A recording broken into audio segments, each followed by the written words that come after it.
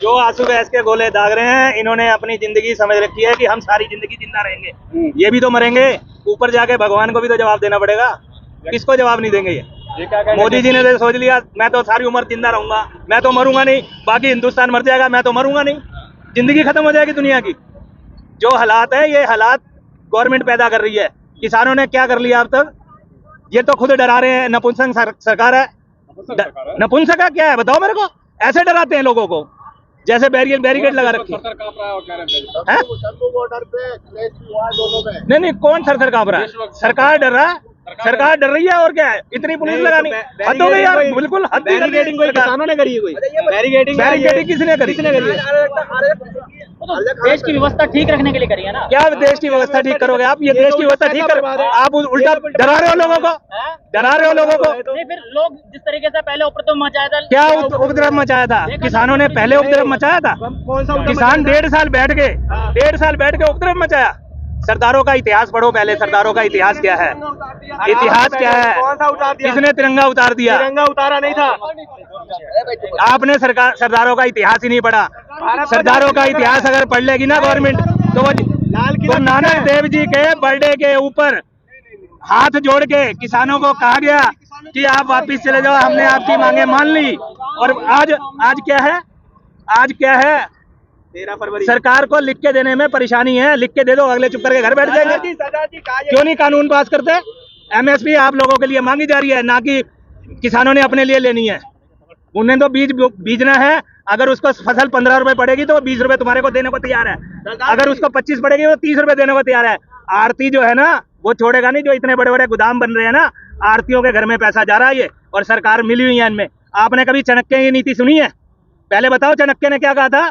चाणक्य ने कहा था जो सरकार जनता पे ज्यादा टैक्स लगाएगी वो बिल्कुल बेकार सरकार है। कभी पढ़ा है आपने इतिहास के अंदर? इतिहास पढ़ के देखो पहले क्या क्या हुआ हिंदुस्तान में। आप लोग इतिहास ही नहीं पढ़ते। ये तो डरा रहे हैं लोगों को। क्या कर रहे हैं ये बताओ मेरे को?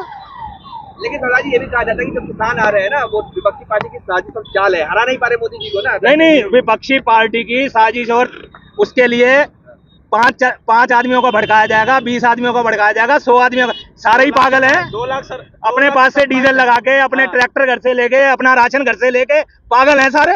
किसी का दिमागी काम नहीं करता। 1.5 साल बैठ गए। 1.5 साल का खर्चा नहीं है क्या? 1.5 साल किसी ने पैसे नहीं लगाए क्या सरकार के लिए? किसने खर्चा किया? कौन? क्या मोदी देने गया था उनको? सड़कों पे बैठे 750 शहादत हुई उनके घर के, वो तो बहुत खुशी मना रहे होंगे ना कि हमारे घर का बच्चा मर गया। क्या बातें कर रहे हो आप भी मीडिया वाले? अगर मीडिया जागरूक हो जाए ना हिंदुस्तान का, तो सरकार अपने आप हिल जाएगी। मीडिया जो है, मीडिया पिट्ठू बना बैठा है सारा। जितना बड़ा मीडिया सब खरीद रखा है इन्होंने। ये तो आप लोग छोटे छोटे जो मीडिया वाले हो, थोड़ी सी पब्लिक की आवाज बता रहे हो लोगों को, नहीं तो ये बिल्कुल जितने बड़े। आप मेरे को बात बता दो, जब से किसानों ने आंदोलन के लिए कहा है, उस दिन से बड़े मीडिया की क्यों नहीं रिपोर्ट दिखाई गई आज तक पे, या एनडीटीवी पे, किसी पे भी दिखाई गई हो? तो सर, किसानों के जो बताओ ना। रालोद वाले वो तब इनके साथ ही आ गए हैं। वो किसान आंदोलन में भी अगर कुछ तो किस पे विश्वास करेगा किसान? आम किसान वो भी किस पे उसका भी विश्वास जवाब करेगा? देता हूँ। मेरे को एक बात बताओ, जब जबरदस्ती किसी को ये कह दिया जाएगा तेरे घर ईडी भेज दी जाएगी, तेरे घर से ये कर लिया जाएगा, तेरे बच्चों को ऐसे दबा दिया जाएगा, वो बेचारे क्या करेंगे? तो किसान नेता हमारे, और इसकी छोटी बड़ी मिसाल नहीं है। हमारे सिरसा जी आज बीजेपी में घुस गए। पहले वही कांग्रेस के खिलाफ, इसके खिलाफ बोलते थे, बीजेपी के खिलाफ। आप खुद बताओ। तो सामान्य व्यक्ति कहाँ जाएगा? तो इसीलिए तो पब्लिक साथ नहीं दे रही ना किसानों का। अगर पब्लिक साथ देगी तो ये हालात बनेगा ही नहीं। पब्लिक साथ नहीं दे रही किसानों का। पब्लिक सब अपने अपने कामों में मस्त है। पब्लिक का साथ जब देगी, जब किसान नेता बिल्कुल निष्पक्ष होगा। अगर पब्लिक ऐसा है, हमें कोई नेता नहीं चाहिए। पब्लिक अगर अपने हक लेने पे आ जाए, हमें कोई नेता नहीं चाहिए। तो पब्लिक निकल के क्यों नहीं आ रही है? वही तो है, सबों को अपने अपने काम की पड़ी है। अगर 2 दिन के लिए, 48 घंटे के लिए अगर पब्लिक अपने काम शाम छोड़ के सरकार से अपने हक मांगने आ जाए, तो किसी के मजाल नहीं है, किसी भी सरकार की, चाहे वो कांग्रेस हो, चाहे वो बीजेपी हो, चाहे वो अन्य कोई पार्टी हो, किसी की मजाल नहीं है कि सर पब्लिक के हक खा जाए। तो किसानों के ट्रैक्टर तो आ जाने चाहिए थे, अब तक तो दिखे नहीं है जी।